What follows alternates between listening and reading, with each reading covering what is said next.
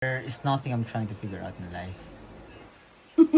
When you really put your trust, put everything to our Lord, then you don't have to figure anything out. Things will flow. He will give you what you need. He will give you what you want, as long as it abides by His will.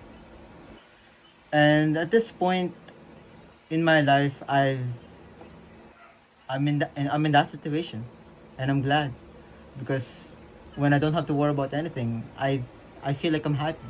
I feel like I'm at peace, and I hope everyone feels this way.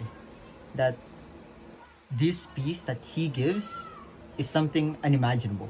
You cannot explain this feeling of peace, but when you do, it's something that you're always longing for. And just know that this peace that you feel, this worryless life that God gives you, is always there. So just choose Him with all your heart. God bless you. Okay, so are you saying that we don't have to plan for the future? Is that what you mean? We don't have to, I mean, of course we can plan, but we don't have to worry about it so much that we have to pinpoint out the details that are necessary for that plan. Because not everything that you do will ever be enough.